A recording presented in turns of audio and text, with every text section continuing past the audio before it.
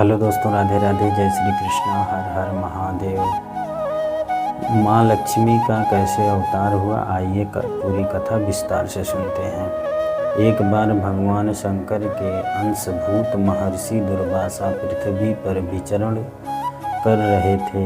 घूमते घूमते वे एक मनोहर वन में गए, जहाँ एक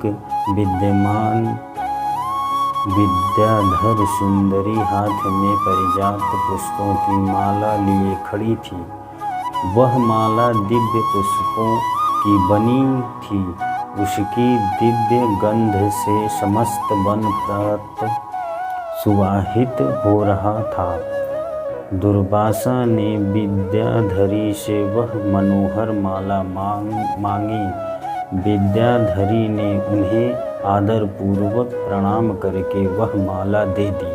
माला लेकर उत्तम वेशधारी मुनि ने अपने मस्तक पर डाल ली और पुनः पृथ्वी पर भ्रमण करने लगे।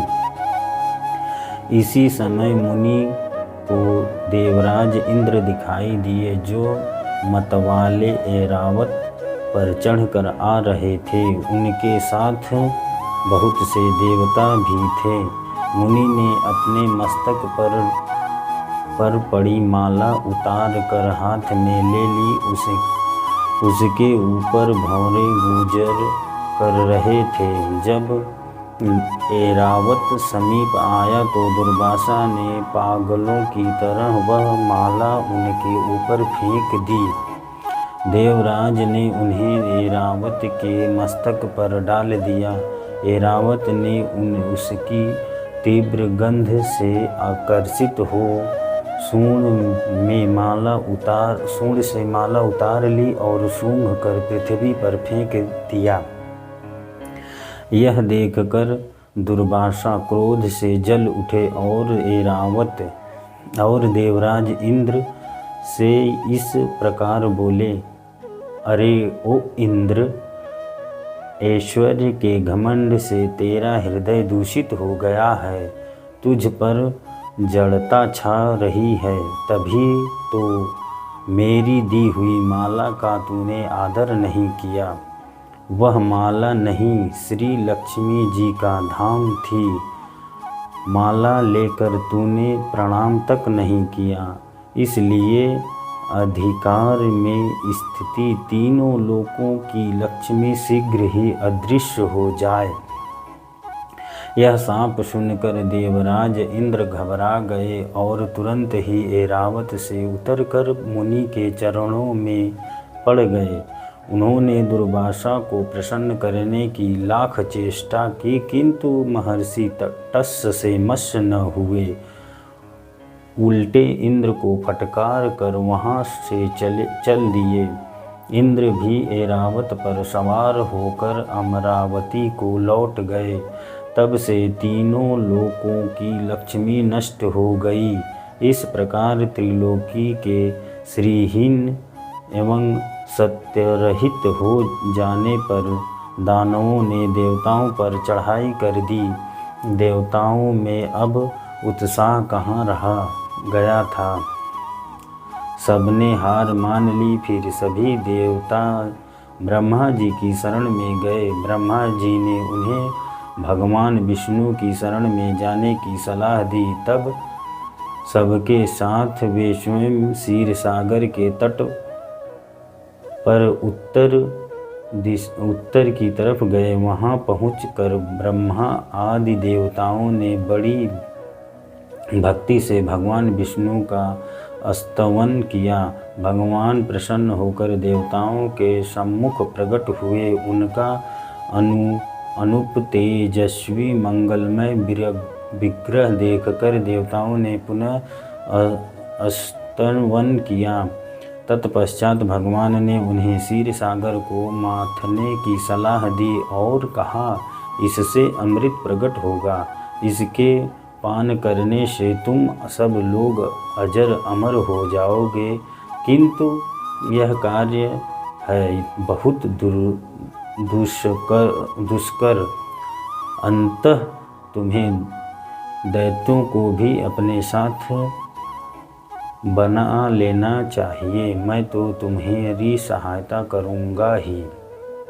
भगवान की आज्ञा पाकर देवतागण दैत्य से संधि करके अमृत प्राप्त के लिए प्रयास करने लगे। वे भांति भांति की औषधि लाए और उन्हें क्षीरसागर में छोड़ दिया। फिर मंदाचल पर्वत को मथनी और वासुकी नागराज को नेति रस्सी बनाकर बड़े वेग से समुद्र मंथन का कार्य आरंभ किया।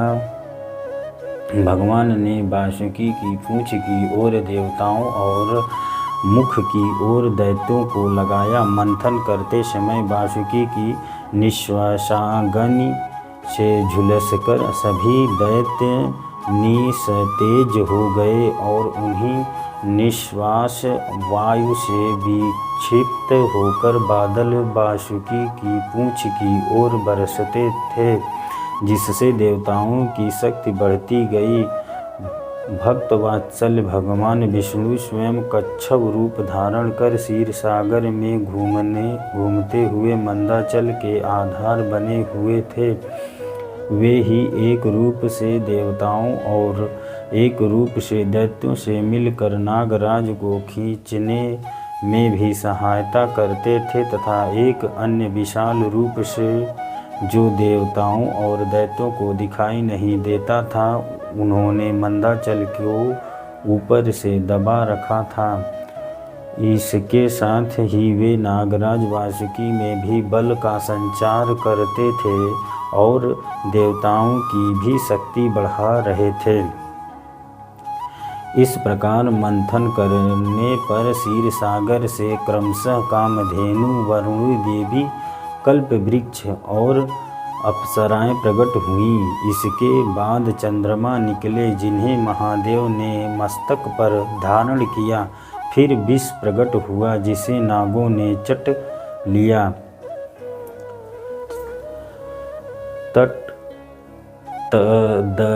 तदंतर अमृत का कलश हाथ में लिए धन्वंतरी का प्रादुर्भाव हुआ।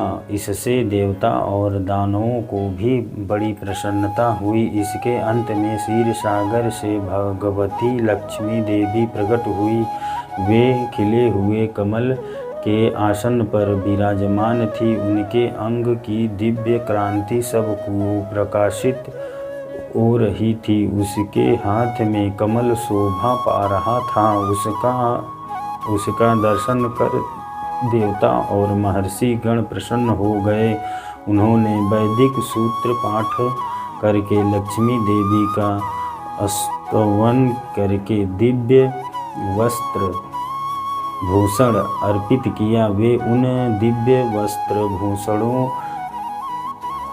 से विभुक्त होकर सबके देखते देखते अपने सनातनी स्वामी श्री हरि विष्णु भगवान के वस्तस्थान में चली गई। भगवान को लक्ष्मी जी के साथ देखकर देवता प्रसन्न हो गए। दैत्यों को बड़ी निराशा हुई। उन्होंने धन्वंतरी के हाथ से अमृत का कलश छीन लिया, किंतु भगवान ने मोहिनी स्त्री के रूप में उन्हें अपनी माया द्वारा मोहित करके सारा अमृत देवताओं को ही पिला दिया।